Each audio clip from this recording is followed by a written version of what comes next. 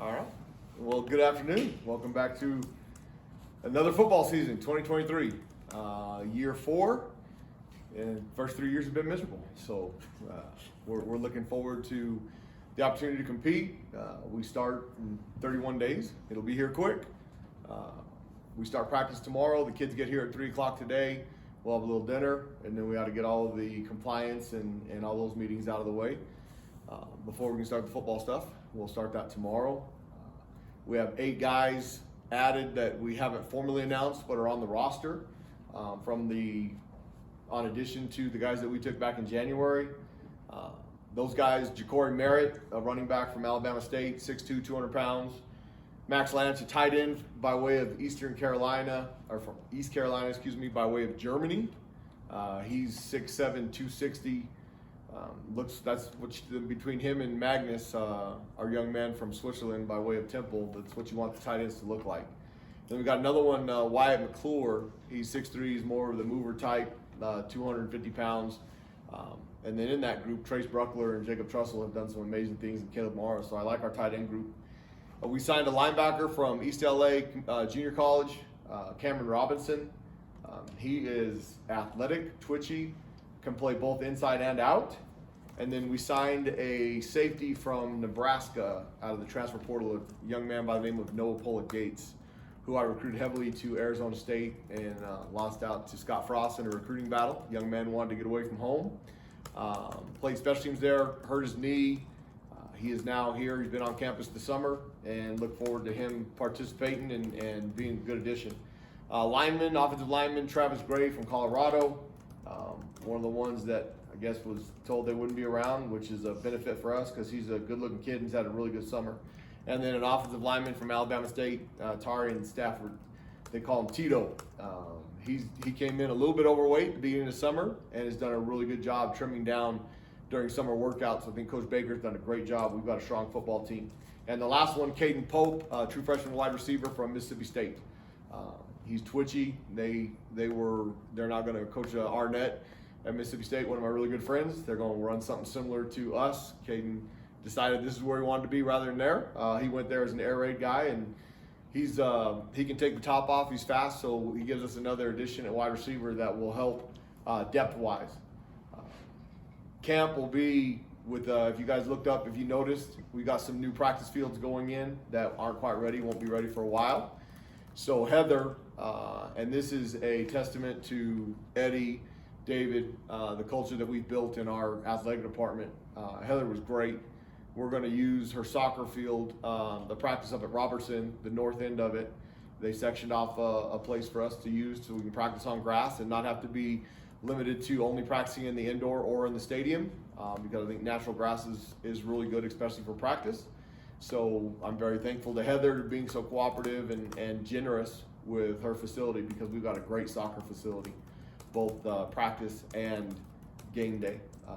We've got great facilities all the way around, and the best part about that, in trying to move up in this world and everything you do, facility improvements are the biggest thing. And trying to make our league, the Mountain West Conference, which is a great football league, better and better. And with all this stuff with realignment, which I have no control over, so I don't worry about it, but giving our league the best chance to be successful with whatever happens, because the Mountain West ain't going anywhere. And it's a great opportunity for our league right now to continue to get stronger and entice more TV opportunities than what's going on. So that's with what Eddie and David and those guys in our athletic department are doing with facilities. They just moved into a new building over there for the administration. We've got new coaches' offices over here next door at the Maloof. And then some of the things that we've done here at football have been just awesome and going in the right direction. As I stated when I first got this job, if you want the weight room downstairs, now I'm a firm believer in this, you get more out of what is currently being built than what you actually have, because everybody wants what they don't have, what they're going to get. So they did a great job. We got a ton out of that, and now we're using it, and it's beautiful. We're going to be able to do some renovations to our old one weight room to update it. So a lot of positive things going around here before we even get to the practice start of it. We'll start practice tomorrow. We'll practice anywhere from 7:30 at night to 3:30 in the afternoon to 9:30 in the morning. It'll give us opportunities to get in different weather. The last couple of days, we just got out of the crazy 100-degree onslaught that we had around here that we don't typically have. Getting into the monsoon, it's been cloudy every day, so I guess our guys are blessed. We get to go out there and practice in the shade and all that good stuff. The indoor, we'll use it when we have to. If we're going to practice at night for the time being until our stadium lights are done, which is another couple weeks away. If we at 7:30 practices, we'll be in the indoor, and then 9:30 and 3:30 will spread between the inside of the stadium, which we'll do on Saturdays, and Robertson Field for the other ones. So they'll have it'll be quite the change, which is good. And what they're doing out there with our practice facility is outstanding. We'll have they're going to level out the field so that we can go all 4 directions. We'll have goalposts on all 4 sides. It'll be, like everything else, they're doing it top notch, which is outstanding around here. Our football team, I'm excited about where we're at, strength-wise, where we're at as a football team in that aspect. It's taken a while to get there. For those of you that were here in the night of champions, we have a strong football team. We look like they're supposed to look. Now we have to get them to play like they're supposed to play. And that'll start with discipline and doing everything from the very beginning. We've killed ourselves on both sides of the ball with penalties in the last 2 years where the ball isn't moving. That has been a big focus all offseason, protecting our home stadium and eliminating the discipline issues or bad decisions. I mean, we're going to play on the verge of being too much, but they have to control that. We're going to play aggressive, we're going to play fast, we're going to play hard like we've always done, and we've got to play smart at the same time. Coach Vincent's done a great job. The offensive staff has done a great job getting everything installed to this point of what they want to install. We're probably still at around 80% of the offense being installed. Day one, the entire defensive package is still installed as it has been. It took us the good portion of 2.5 years to get where we want to get schematic-wise on defense. So we'll continue that way. We'll have everything in that we want in for the season defensively, and Coach Vincent will keep heading towards the direction of having everything they want in. We've done a lot. We've taken advantage of the opportunities that we have with the new NCAA rules for the off-season workouts and summer workouts to be able to get as much installed as we can. Now, I think the biggest thing, and I heard this a lot during Mountain West Conference Media Days, there's a lot of teams that have 40-plus new guys on their roster, us included.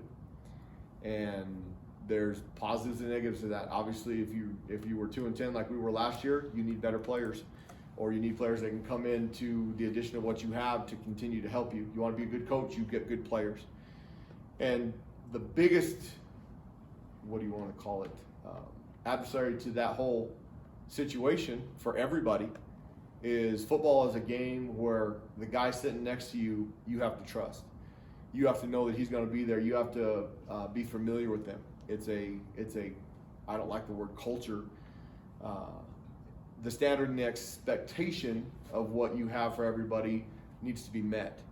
And when you bring in 40 new guys, it can go either direction. It can go the new guys that they come in, and we've got several from TCU, Nebraska, schools, Power 5 schools, Colorado. We've got kids that if they come in with the wrong attitude, they can completely destroy your program.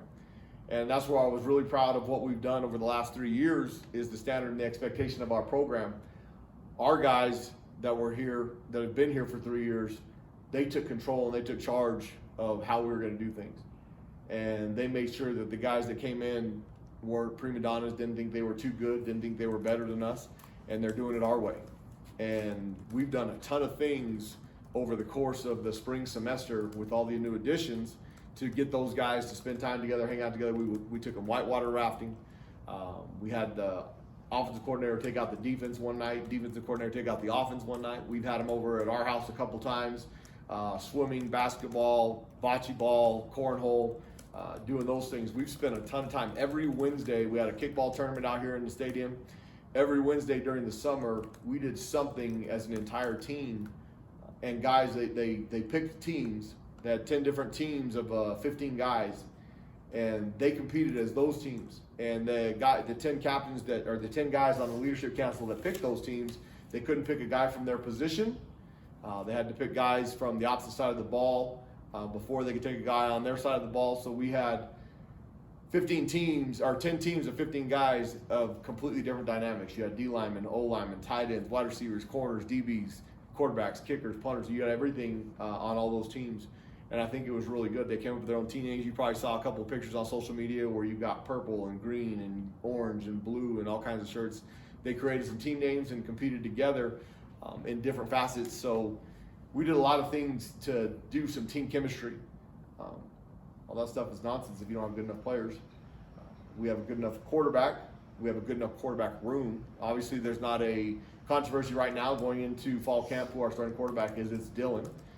Dylan has the second most starts in the Mountain West Conference behind Chevin Cordero at San Jose State. 19 wins in those 25 starts. I mean, that's an impressive deal. Dylan has played at a high level, but he's been in this system for 4 years, which was the most important piece. Obviously, the quarterback is the most important position on any football team. And having a guy that's been in the system when you're installing a new system and has played with the coordinator that's calling the plays gives you a significant advantage of moving a little bit faster than if you didn't have that opportunity. DC Tapscott, Devin Dampier, Justin Holiday, Isaiah Chavez, those guys did a great job in the spring. And then we added Aiden Armenta here in the summer. Those guys give us a really strong quarterback room. The two freshmen, Devin Dampier and Aiden Armenta being from La Cueva High School, those two are going to have a great battle for the next few years. The challenge is going to be keeping those two guys around because only one quarterback gets to play the majority of the game. And the competition between those two, and the greatest thing in the quarterback room right now is the relationship between not only Coach Vincent, but the rest of those guys. And how they're helping each other and the communication that they have on the practice field during workouts in the weight room has been unbelievable. And when you've got, it probably helped having Dylan solidify himself in the spring and not having 5 guys vying for the job ultimately to be the starter. Now, if one of those 4 come out in fall camp and have an unbelievable time, they can still beat Dylan. Nobody's set in stone, but he has the upper hand, obviously. And those guys are doing a great job. He's done a great job leadership-wise. When you take a guy that's been in your program 6 months to media days, obviously he's done something. The guys like him. He's been a leader of our football team since January, which is really neat for a guy that came in at that time. Defensively, the guys that we're getting back from injury, Tavian Combs, who's been a great voice and a great leader for this football team. Alec Marenko, both those guys coming back from ACL surgery.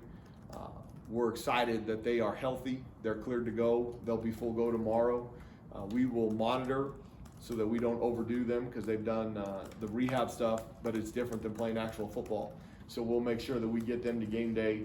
But our strength staff, Derek Baker leading the way and Bob Waller leading the way with our training staff, have done a phenomenal job with the guys that have had injuries. We've only got one guy that won't start fall camp tomorrow. Hunter Sellers had knee surgery to clean up a meniscus, so he'll be out for about 3 weeks. Other than that, the rest of the roster is available to practice full speed starting tomorrow, which is very untypical when you've had off-season surgeries. So you have to give all the credit in the world to the kids first, but then Bob and Derek for having plans and administering those plans to get those kids ready. Up front on defense, we finally look like you want them to look. Kyler Drake is a testament to the kid that's been in our program for 4 years now. He's 6'5", 280 pounds, and he's twitchy and he can move. Tyler Kinney, Bryce Santana, and Tavian Ford in the middle. Those guys are, Bryce Santana looks, the body type wise, back to where he was coming out of high school, where he was 270 pounds. He was quick. He was the Wildcat quarterback for Los Lunas and all those things. He got a little bit too big. He did a great job this offseason. Him and Tyler both getting their bodies where we need them to be quick and twitchy there in the middle. And then Gabe Lopez on the other side. Gabe is, for those of you that remember Michael Tui, and I'm putting a big expectation on him, but he's got similar body type. He's twitchy. He can move, and they have very similar personalities, which is fun to be around. Linebacker has been our deepest position around here and continues to be with Alec Marenko, Cy Riley, Ray Luatele, Demetrius Johnson, who was an addition in January. Those guys have played, not here being Dimitri, but the other ones have played significant time for us, and it's really nice to have Alec back. We added Cameron Robinson, And then we've got 3 young men that have been in our program for a couple years that we're expecting to contribute both on defense and specifically on special teams. Jay-Sean Lowry from La Cueva High School, Tate Zimmerman from Irvine, California, and then Hunter Hammaker also from La Cueva High School. Those guys have had a great offseason. We need them to continue to produce on the field so that they can turn opportunities to play into the game. And then I think in the secondary, we're as long as as fast as we've been. We have a couple guys still finishing up some academic stuff from the summer work. The guys that, and give credit to those, they had a lot of work to do. Some of the transfers and part of the transfer portal process that makes this very difficult is a couple of those guys did not start school until 4 to 5 weeks in the semester. They added classes on the last day of the drop deadline or add deadline so that they could get into school for the semester. And so they started 4 weeks behind in some of those classes. So finishing up, catching up on some of those things. And then the biggest question of our football team, offensive line, where are we at? I think we have 11 guys that give us depth. I think we've got 5 starters that we really like up front. J.C. Davis and D.J. Wingfield, the 2 tackles.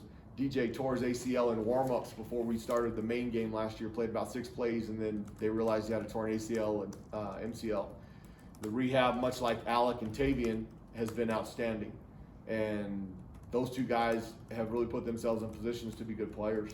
And then inside, Colin James played really well towards the end of last year, got banged up a little bit, games 7, 8, and 9. He had a really good offseason, and bringing in the guys, some of the guys that we brought in, the Tyron Staffords, Travis Grays, they've created competition. Sam Talesa, the transfer from Georgetown, they've created great competition and have improved those guys in front of them. When you don't have somebody behind you pushing you, unless you're one of the elite people in sports, it's hard to get yourself better. And now that we have guys that are pushing those guys, we've improved up front, which, I mean, you won't know until we play on September 2nd how good they are, and then September 9th and 16th. But on paper and on the practice field, we've made significant improvement up front. And that's the biggest question mark of our football team is how's the O-line going to perform? And if you're not good enough up front on offense or defense, you don't have a chance anyway. So we have high expectations, and those guys will continue as we go through fall camp. We're going to beat them up a little bit. That's the philosophy that we've lived by for a long time, and then we'll have them fresh and ready to go by September 2nd when we open up in College Station, and we're excited for that opportunity. So I'm excited to start camp tomorrow. I mean, there's no point in talking to what kind of football team we're going to be because people are going to form their own opinion, and then they get to see us play. So that's what I'm excited about. So I'll open it up for anybody that has questions right now. That was easy. I guess what I'm curious about, you have 15 scheduled practices before week 1 practice starts up. What are you expecting to see, and what do you want to see out of the team in particular, even specific areas out of these 15 practices? Well, obviously I have to continue to develop on the offensive side of the ball. First, the acclimation periods, you have to go 2 days in helmets, 3 days in shells before you can put on full pads. We're going to beat each other up a little bit. We're going to run into each other and all those good things. The last scrimmage that we have will probably be August 19th, and then we'll use the next 2 weeks once they start school on the 21st. We'll use the next 2 weeks to start preparing for Texas A&M. But over the course of the first 15 practices, discipline, effort, and then, I mean, our mantra on here is effort, attitude, and want to. And they get to decide that. Nobody decides it for them. How hard are they going to practice? They have to be who they're going to be every single day in everything they do, whether it's the schoolwork they do, whether it's coming to practice, coming to meetings, coming to the weight room, because all that stuff. We got a strong football team, but you can lose that quick. We're going to still lift during fall camp and during the football season. And you don't lift, you lift to get better. You don't just go in there to go through the process to maintain. So over the course of the next 15 days, they're going to be tired. They're going to be grumpy.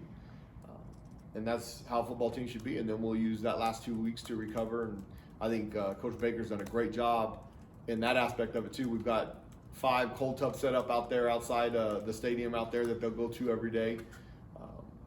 On top of the one that we have in the training room, we'll do some stuff differently where we stretch and yoga and all that stuff just to keep them limber. We'll build up into practice. We'll start at a certain amount of time, and then we'll go up to the 2-hour mark. We'll never be out there longer than 2 hours because if you can't get it done in 2 hours, you're doing something wrong if they practice the way we expect them to practice. Now, Coach Fran in my playing days, he used to say all the time, do it right, do it light, do it wrong, do it long. And that has not changed. They don't want to do it right, we'll stay out there forever. But I like the makeup of this football team and the attitude that they have. You talked about on-field discipline a little bit today. I mean, how hard is it to work on on-field discipline during the season as opposed to just getting it kind of right and a good baseline in the preseason? The hardest penalties in football are the ones that kill you, are the ones when the ball is not moving. There's going to be a late hit every now and then. When they come in inopportune times on third down, those are the ones that are glaring. When you get 3 or 4 of those called against you, you earn a reputation, and then when they're close, they go the wrong way. Not doing that and not being a renegade bunch is how you avoid those opportunities. Now, if you're winning football games, it's amazing how sometimes you don't get those calls. And when you're losing football games, you get them. The 3 years that we were at San Diego State that we won the Mountain West Conference Championship, we had some calls go our way that were unbelievable. I mean, I'm sitting on the sideline going, I can't believe they called that. And the better you play, the more opportunities you have. And they don't do it on purpose. They're human beings. They see who the expected team is to win, and sometimes things go that way. You play hard, you play through the whistle, and you have to understand moments and shots to take and not to take on both sides of the ball. Holding, they can call holding on every single play. So, I mean, I wish they'd just make it legal as long as they don't tackle them, but they won't. So trying to not take opportunities that when you're reaching out and grabbing on somebody, I mean, eliminating those kind of things. And then the late hits and those things that extend plays, those are the worst things to kill a football team. And so we've done a lot of things in the off season, and we'll do it through fall camp so that we can avoid those. You're going to have late hits here and there because that's the nature of the game for every team. It's when they happen in crucial times that your team becomes undisciplined, and that's how you look. So many of you guys, you mentioned that it was important to just get chemistry right with them and the guys that have been here for so long. But in terms of a learning curve on the field, how are they kind of adjusting to fit into the system? Because of the time that we've been able to allot to working together on both sides of the ball, we've made significant progress in the installation. I can't stress enough how much it helps to have the starting quarterback from that offense here helping to install that. It's like having a coach on the field that's actually playing, and that's been a huge asset to have. Chemistry, I mean, we've been very innovative in trying. Now there's things you can't force. If they don't like each other, they don't like each other. And I think the guys on our football team really like each other. They do a lot of things together away from us. They do a lot of things together with us. Watching them during spring ball gave an idea. I mean, there's going to be your typical pushing and shoving because they get grumpy running into each other. That happens everywhere. But how they handle it off the field, how they handle it in the locker room, it's a huge testament to your team and who you are. And you don't ever hear about that stuff outside of here, but we get to see it. We get to see how they, and our football team, they like being around each other. And when they like being around each other, we like being around them, which makes it even more fun and the opportunities better. And then you said the offense is probably about 80% installed right now. I mean, going forward, I mean, is it really something that you get to 100% in camp, or do you have to kind of wait a couple games? No, I mean, there'll be stuff, and we do this every year on defense too. There'll be stuff that they haven't run at UAB for a few years that they'll go back and dissect and see how you can add it to the package. I don't know that you ever typically get 100% of the offense in or 100% of the defense in, but I think Coach Vincent really likes where we're at in that aspect of it. And then now, once we get into 2 weeks from now, once we get into game planning, you can dial some of those things in. But if you don't have the base of what you're trying to do schematically on either side of the ball, then you're just throwing things at a wall and hoping they stick. And we've got the identity of who we're going to be on both sides of the ball, which has been a struggle around here offensively. There's no question. I mean, we're an outside zone team. We're going to throw the ball. We're going to take our shots and be able to move the ball offensively. We're going to be aggressive and chaotic on defense. And if we can continue the trajectory that we've had on defense and improve on offense, then that gives you a chance to be a competitive football team. What is it that excites you mostly about this team? Obviously, it's a completely different team with 40 guys coming in, and you're saying most of the teams are in the same position. What are you most excited about this team? Because you got more size, more speed. What's your biggest challenge? Well, one, we're strong enough. We have a swing behind our hammer now. We haven't had that. we won't get bullied around, we won't get pushed around. I mean, we've won and we've been competitive by being that guy, being the one that don't get knocked off the ball. The line of scrimmage is either a stalemate or it's going our direction. We'll finally have an opportunity to do that. Now, when we play Texas A&M, that'll be the most talented football team that we play all year. And I know this. Our kids are excited to play them. I mean, that's good. I think in 21, I think they were excited to go on a trip to Texas A&M. I don't know if they were excited about the football game. And we gave up 2 touchdowns in the first 2 minutes, and then all of a sudden we play okay for another 3 quarters until it got out of hand midway through the 4th quarter. That half of that's attitude. So I like the attitude of our football team.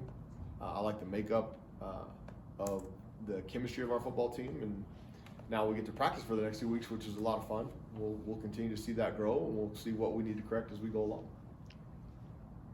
And with the addition of all these new guys and looking towards that Texas A&M game, what's success look like for you after that 2 weeks of preseason camp is up?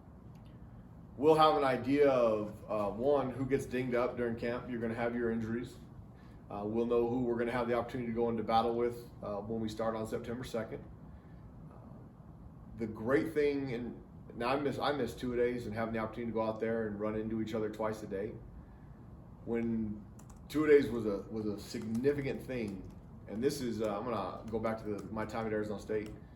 Frank Cush, who did an unbelievable job there in the 70s, he came up with a deal. I mean, they used to take him to Camp Tonzona up in Payson.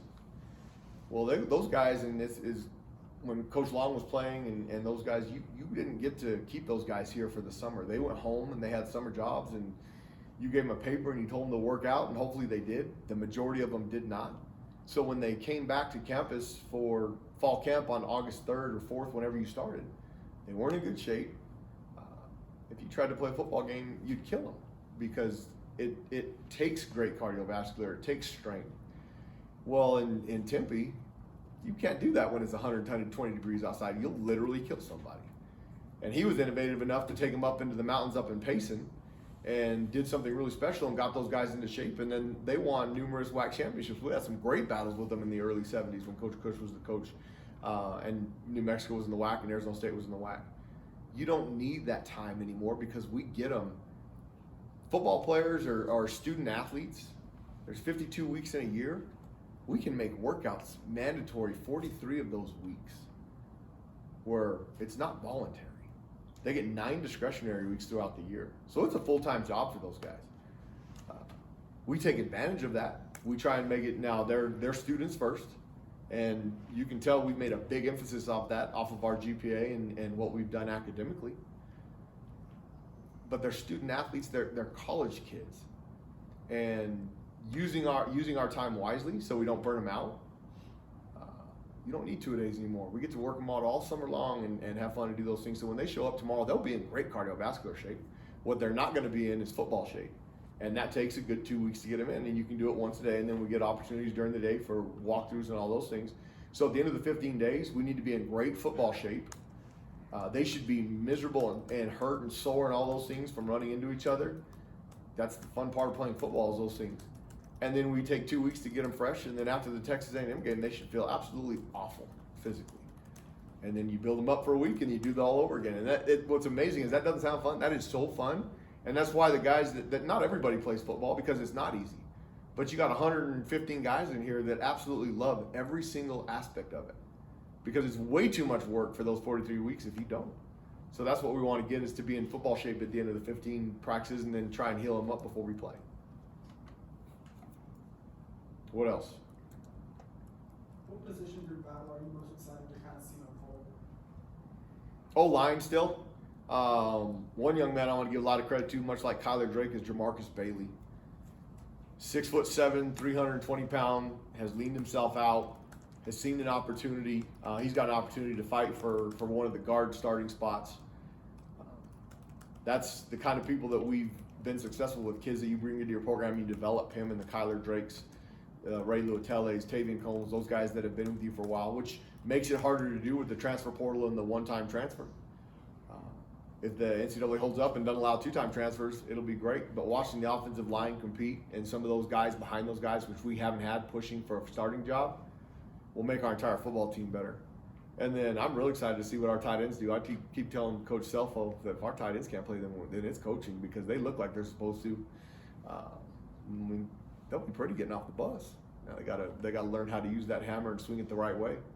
So I'm excited to watch those guys. And then on defense, if you want to be good, you have to be really good up front. And we're big enough up front. If we can get some pressure with a 4-man rush at times, we could be really good on defense. If we have to manufacture it, and we're going to be aggressive, we're going to blitz. If we have to blitz more often than not, then you put yourself at a risk to give up big plays. So I'm excited to continue to see the development. Our spring ball, we were better up front than we ended last year, which is positive. And then Joey Noble is going to be a GA here. He'll start now here in a couple days. He's 240 pounds, and he did some unbelievable things against schools like Texas A&M. So having him be here to help, and I think him and Byron Bell and DeAndre Wright, former guys that have played for us and have played at a high level, they relate to those guys. They're their age. I think they're doing a phenomenal job, and I think they're good young coaches. So it'd be excited to watch those guys up front too. Anything else? Not to harp on it, Coach, but you talked about the penalties. I just by chance today looked at the numbers comparing 2 years ago to last year. You did cut down the penalty yardage pretty significantly, like 100th 2 years ago, and you were inside the top 50 this year, this past year. But it sounds like you're still not happy with pre-snap and sort of late whistle kind of stuff. Correct. It's a discipline issue. There's discipline, and that's it's a word that can be taken misconstrued. If you're an undisciplined team, you've got bad guys. That's not the case. Discipline comes into everything you do. Starting from stretch, are you going to do stretch? I mean, we talk about our guys, effort, attitude, want to. You decide what kind of effort you're going to give, what's your attitude, whether you're going to be a good guy, bad guy, and how bad you want it. What's your burn? What's your fight? You decide that. Nobody decides that for you. And when you're stretching, are you going through the motion to get ready for practice? Because if so, then it's going to take you 4 or 5 periods to get going, and you've wasted 30 minutes of 115 guys' time, not just yours. You've wasted everybody's time, because the guy sitting next to you is the most important guy in the room. And so the penalties that hurt us last year, we had a late hit on the sideline against UNLV. He wasn't out of bounds, in my opinion. So we want them to play on the verge of that. The call didn't go our way.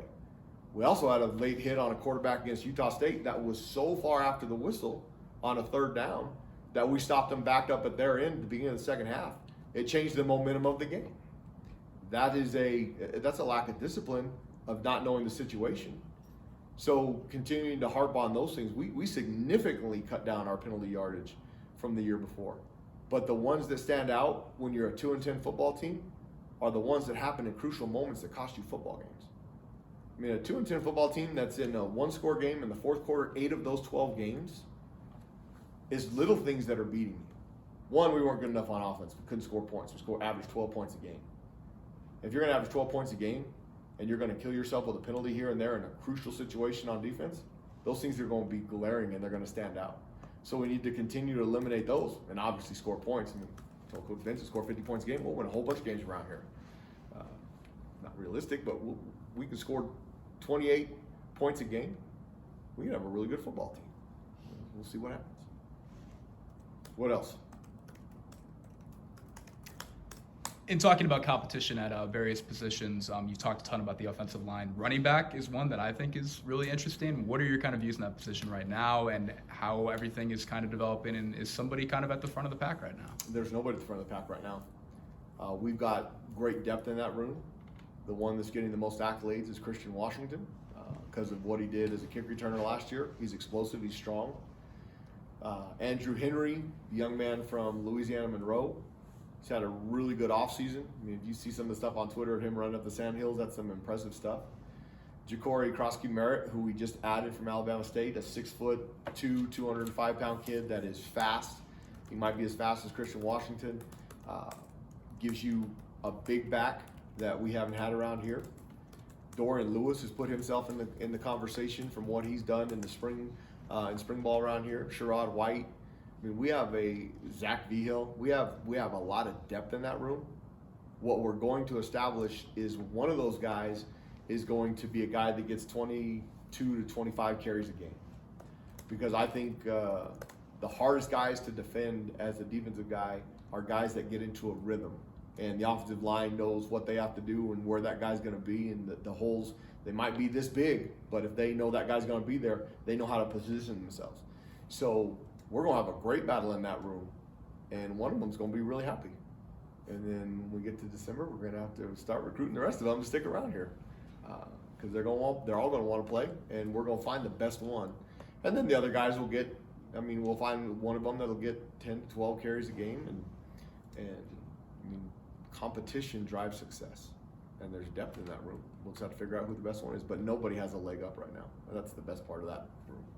So going back to Brass conversation, I'm kind of excited to watch that one too. One more, Coach. Yes, sir. You've talked about this from the beginning with regard to the transfer portal, and I think this year is the first time that we've got a chance to see it with your roster. You said that because they're recruiting the young players, and now they're also recruiting older players, rosters are going to get full, and there's going to be a trickle down. And your roster, to me, has an influx of new, quote-unquote, Power 5 players like we haven't seen before. And maybe this is the first time we'll get to see if that other impact, you know, the thing that gets talked about a lot is that the player that gets taken away and the players that are lost to the Power 5. But it could work to Lobo's advantage this year, could it not? It definitely could. I think there's a lot of schools in our league that are in a similar situation there. Now I'm going to go back a little bit. I think it was 2016. We had a really, really good team at San Diego State. DJ Pumphrey was running back, Rashad Penny, we had DeMonte Casey. I mean, we had the 3 Mountain West Conference Players of the Year. We were ranked in the top 15 in the country. Our top 22 were as good as anybody in the country. But if we lost somebody, we didn't have the depth to recover. And that was the significant difference when we beat a Houston team 34-10 that beat Oklahoma and beat Louisville. The thing that the Power 5 schools are having right now is all their 2s want to play. They don't want to sit behind the guy that's in front of them. And if they can move right now and go somewhere, there's a lot of them taking that opportunity. 30% of the transfer portal, they transfer, I hate to use this word down, but they transfer down a level. They go from Power 5 to Group of 5, or they go from Group of 5 to FCS, or they go from FCS to Division II because they want opportunity. There's very few that go from Power 5 to Power 5 unless it's for money. And the Power 5 coaches, Matt Brown's a good friend of mine, a mentor of mine. He says that their depth is just, it gets stolen from them because those kids want to play. They're either going to other Power 5 schools where they have an opportunity to start for money, or they're coming to us. And the advantage and the model that we're trying to use is take young guys in that aspect. Take guys that have 3 or 4 years. Max has 4 years. All 3 of the kids from TCU have multiple years, 3 years. Noah Paul Gates has 2 years. Travis Gray has 4 years. I mean, the opportunity there, I said earlier, if the NCAA holds up and doesn't allow these guys to free market transfer every year, you can still develop a football team. But we're probably going to have a little bit more talented player than the kid that we used to recruit out of high school that was a hidden gem that nobody found that took us 4 years to develop them. Well, if we do that now in that 4th year, guess what? They're going to be gone. Because somebody's going to come in with a pocket of money and they're going to be gone. If we get them now and they transfer here as true freshmen, they have to sit out a year. And let me tell you this, there is zero market for somebody to sit out in a program because you can just go get somebody that can play right now. So we've adjusted our model a little bit. The hard ones are the ones, the high school kids that we recruit that they leave because there's AJ Halsey's a perfect example. He didn't have to sit out. He's practicing for Houston right now. So we'll continue down that path and continue to recruit good players that way. But I think that's a great, really good synopsis. We good? Awesome. Thank you guys for coming. I'm excited about our opportunity to compete. And the last 3 years have been miserable. Year 4, from the very beginning when I said it, was the year that we expect to be a competitive football team. And so let's fill up University Stadium and see what we got. Appreciate it. Go Lobos. Thank you, Danny. Uh-huh. Thanks so much. Thank you.